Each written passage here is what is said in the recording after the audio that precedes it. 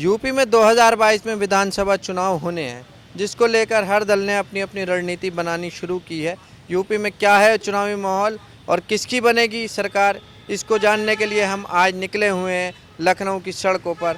इस वक्त मैं मौजूद हूँ जीपीओ पर, वहाँ पर कुछ जनता भी मौजूद है, उनसे बात करते हैं और जानते हैं कि क्या इस बार फिर से अखिलेश आएंगे या योगी आदित्यनाथ अपनी सरकार बना जाएंगे।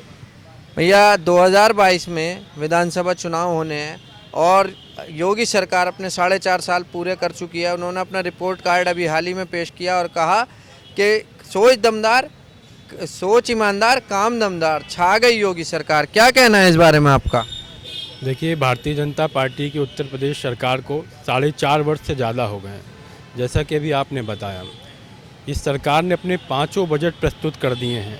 इन 5 बजट में खासकर ध्यान देने वाली बात है कि हर बजट को आप ध्यान में देखते हुए इस चीज़ पर विचार करिए कि इस बजट में लगातार नौजवानों के लिए, महिलाओं के लिए, किसानों के लिए क्या ऐसा काम किया है जिससे जनता इनको पुनः उत्तर प्रदेश की सरकार पर बनाने का काम करें।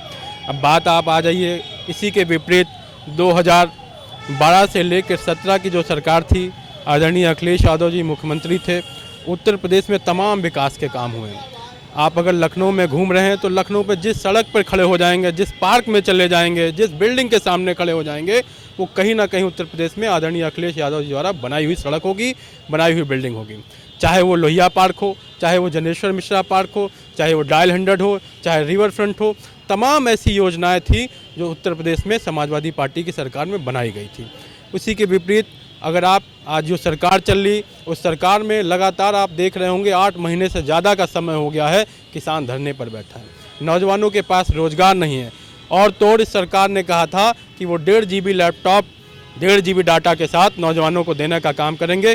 किसी भी हमें आपके घर के किसी भी नौजवान साथी को अगर लैपटॉप मिला है तो आप बताइए। वो क्या मुद्दे आपको लगते हैं जो इस आने वाले विधानसभा चुनाव में छाए रहेंगे?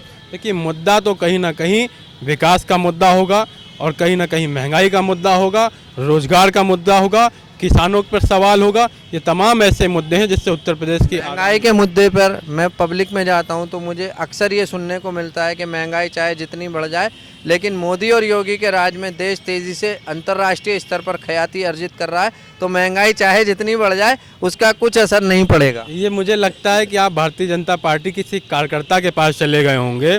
महंगाई बहुत ज़्यादा चरम पर है। जहाँ 400 रुपये का सिलेंडर था, वो सिलेंडर आज की डेट में 950 975 रुपये का हो गया। इन सिर्फ 3-4 महीनों में अगर आप पेट्रोल और डीजल का दाम देखेंगे तो 18 से 20 रुपये ज़्यादा बढ़ा है। एक हफ्ते में 7 रुपये से ज़्यादा पेट्रोल और डीजल का दाम बढ़ा है। महंगाई बहुत बड़ा मुद्दा है और लोकतंत्र में सरकारें वोट से ही आती हैं और वोट से ही जाती हैं। और इतिहास गवाह है कि जो सरकारें जनता को दुख देने का काम करती है, समय आने पर वही जनता उस सरकार को हटाने का भी काम करती है। और 2022 में हमें निश्चित विश्वास है कि उत्तर प्रदेश में समाजवादी पार्टी की सरकार बनने जा रही है, क्योंकि लगातार अगर किसी ने काम किया है तो अखिलेश यादव जी ने काम किया। अच्छा, आपसे पूछूंगा भैया कि अभी हाल ही में ये यहाँ सामने विधायक जी धरने पर बैठे हुए, तो ये लोकतंत्र है, लोकतंत्र में हर किसी को अपने आवाज़ उठाने का हक होता है। क्या आपको लगता है कि इस सरकार में लोकतंत्र में आवाज़ों को घोटा जा रहा है? इस सरकार में लोकतंत्र की तो हत्या कर दी गई है। आप अगर कोई अपने मौलिक अधिकारों के लिए धरने पर बैठता है तो उसको जेल डाल दिया जाता है और प्रशासन के द्वारा हमेशा जनता को जो है गुमराह करके और उसको जो है प्रताड़ित किया जा रहा है। आज मैं छात्र हूँ, मैं भी छात्र संघ से निकला हुआ हूँ। माननीय अखिलेश जी ने छात्रों को लैपटॉप दिया जिससे वो रोजगार के माध्यम है। आज की टेक्निकल दुनिया में, डिजिटल दुनिया में लैपटॉप एक माध्यम बनता है। लेकिन आज जो सरकार है वो केवल झूठे जुमले वादों से ही जो है सरकार स्थापित है। ये सरकार बहुत जल्द ही जाने वाली है और माननीय अखिलेश यादव की पुनः सरकार बनने जा रही है 2022 में। अभी 4.5 साल को लेकर योगी ने अपना रिपोर्ट कार्ड पेश किया है। उसमें उन्होंने ये दावा किया है कि जितने विकास कार्य इस सरकार में हुए हैं, इससे पहले किसी भी सरकार ने उतने विकास कार्य नहीं किए हैं। तो आपको क्या लगता है कि क्या वाकई विकास कार्य हुए हैं? एक भी विकास कार्य धरातल पर नहीं हुए हैं। केवल वो झूठ पे झूठ और माननीय अखिलेश यादव जी के कार्यों को उन्होंने केवल फीता काटा है, उद्घाटन किया है। आप बताइए, इस लखनऊ शहर में अगर एक भी काम बता दीजिए या उत्तर प्रदेश में कोई भी एक बड़ा कार्य बता दीजिए जो योगी जी ने खुद से शिलान्यास किया हो और खुद उद्घाटन किया हो? बताइए कोई कार्य, एक भी ऐसा कोई कार्य हो तो आप बताइए। ओवैसी जी मुसलमानों के रहनुमा बनते हैं।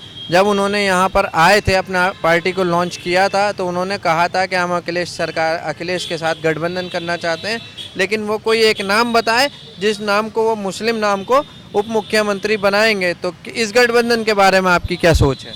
ये सब गठबंधन, कोई भी गठबंधन काम नहीं करेगा। माननीय अखिलेश यादव जी की सरकार आ रही है, ओवैसी भाजपा की भी पार्टी मानी जाती है, और ये जो एक बड़ा तबका है माइनॉरिटी का, वो भी समझ चुका है कि वोट को ट्रांसफ़र करने का कोई मतलब नहीं है, जिससे उसको वोट देना चाहिए लोकतंत्र में जो आपकी आवाज़ को और आपके बेरोजगारी को, आपकी महंगाई को, आपके भ्रष्टाचार को आवाज़ उठा सके और रोक सके। तो इसलिए किसी भी प्रकार के जो और स्थानीय दल आ रहे हैं, इनका कोई भी औचित्य नहीं है। अभी हाल ही में आगामी विधानसभा चुनाव बिल्कुल नज़दीक हैं, और हाल ही में कुछ ऐसी घटनाएं सामने आई हैं जिनसे लगता है कि हर वर्ग इस सरकार में त्रस्त हो चुका है। ना तो किसी को रोज़गार मिल रहा है और महंगाई अपने चरम पर है। तो आपको क्या लगता है, आम जनता, आप भी आम जनता में शामिल हो, आपको क्या लगता है कि वाकई महंगाई इतनी बढ़ चुकी है कि जिसका आम जनता के जनजीवन पर असर पड़ रहा है? पत्रकार महोदय, सबसे पहले मैं आपका स्वागत करूंगा। आपने बहुत अच्छा सवाल किया है, आपने जनता का सवाल किया है। मैं ये बताना चाहूँगा कि मैं भी एक आम नागरिक हूँ उत्तर प्रदेश का, और मैं अपने से ही शुरुआत करना चाहूँगा। मेरे पास में एक मोटर बाइक है, मेरे पास में एक 4 व्हीलर है, उसके बाद भी मैंने अपनी पुरानी साइकिल रिपेयर कराई है, क्योंकि अब मैं पेट्रोल की जो बढ़ती कीमतें हैं, डीजल की जो बढ़ती हुई कीमतें हैं, उनको मैं अफोर्ड नहीं कर सकता हूं मैं, इसीलिए अब मैं साइकिल से चलूँगा मैं। तो मैं बस ये कहना चाहता हूं कि जब हमारे जैसा एक मध्यम परिवार का व्यक्ति है जो मतलब कि डीजल पेट्रोल की बढ़ती कीमतों से प्रभावित है, तो आप समझ सकते हैं कि जो जनता है, आम जो पब्लिक है, जो डेली का काम करने वाले लोग हैं और जो उनको उससे मजदूरी मिलती है, उससे पेट पालने वाले लोग हैं, आप समझ सकते हैं कि उनकी क्या हालत होगी इस महंगाई में। वो दबे कुचले जा रहे हैं, लोगों के पास खाने के लिए खाना नहीं है, ऐसी नौबत आ चुकी है।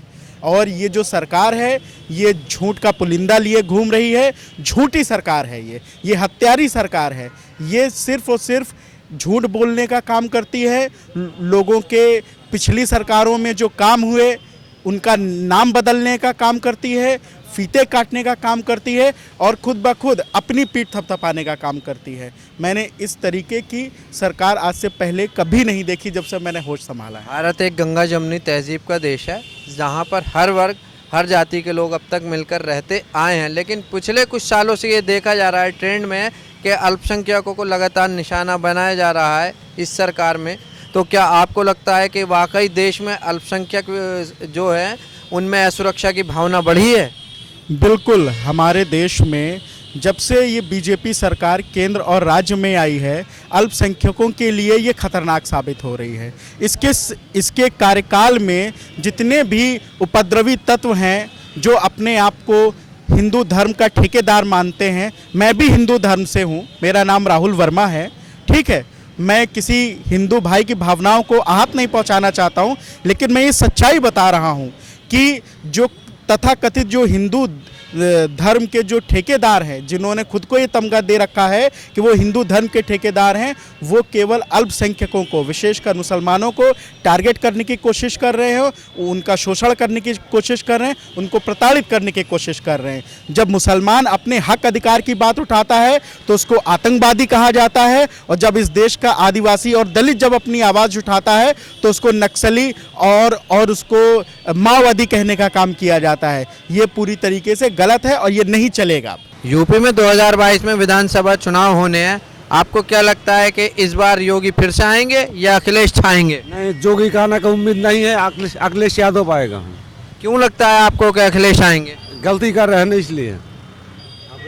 क्यों लगता है आपको ऐसा? अखिलेश ने ऐसा क्या काम किया अपनी सरकार में जो आपको लगता है वो दोबारा आएंगे? तब भी ठीक था, वो गरीब का देख रहा था, वो ठीक था। आपको लगता है कि योगी सरकार में आप लोगों को राहत नहीं मिल पा रही? नहीं। क्या क्या परेशानियों का सामना करना पड़ रहा है आपको? गरीब आदमी हूँ, क्या करूँ, चाय बेचने आया, भगा रहे हैं, इधर उधर घुसने नहीं दे रहे, हम लोग पश्चिम बंगाल को हमारा ममता बनर्जी ठीक है, वहाँ से भी जोगी मोदी सबको भगाया वहाँ से पश्चिम बंगाल से। तो आपको भी इस बार पक्का लगता है कि अखिलेश आएंगे?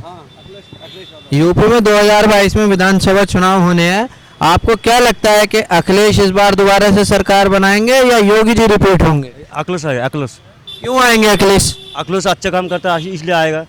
कौन कौन से अच्छे काम करता है? अच्छा गरीब को देखता है, गरीब को करता है, हेल्प करता है। तो वो तो योगी जी भी कहते हैं कि हम गरीब की मदद करते हैं, हमने उनको आवास दिए, हमने उनके लिए रोजगार दिए। गरीब के देखता नहीं, जोगी नहीं देखता है। क्या क्या कमियां दिखती हैं आपको योगी की सरकार में? बहुत बहुत जिनिस महंगा कर दिया, पेट्रोल महंगा कर दिया, सब जिनिस आलू में महंगा कर दिया, प्याज भी महंगा कर दिया, सब महंगा कर दिया। तो ये तो और सरकारों में भी महंगा होता था। नहीं उतना नहीं होता था पहले। और दूसरे राज्यों में सरकारें और दूसरी पार्टियों की हैं, जैसे बंगाल में ममता बनर्जी की सरकार है, तो वहाँ पे भी तो पेट्रोल डीजल महंगा है। नहीं, पेट्रोल डीजल महंगा है, थोड़ा खाना उधर सब्जी खाना सस्ता है, मिलेगा, सस्ते मिलता है बंगाल में, हर चीज़ उधर अच्छा मिलता है। तो आपको लगता है आप इस बार चुनाव में किसको वोट करेंगे? अखिलेश को। तो देखा आपने, कुल मिलाकर जनता की राय इस बार समाजवादी पार्टी के पक्ष में जाती दिख रही है। अब ये देखने वाली बात होगी कि क्या समाजवादी पार्टी और खुद अखिलेश यादव इस बयार को वोटों में तब्दील कर पाएंगे? क्या इस बार समाजवादी पार्टी की सरकार आएगी या फिर योगी पूर्ण बहुमत से सरकार बनाएंगे? कैमरा पर्सन संतोष के साथ मैं मेहंदी हसन, माय भारत न्यूज़, लखनऊ।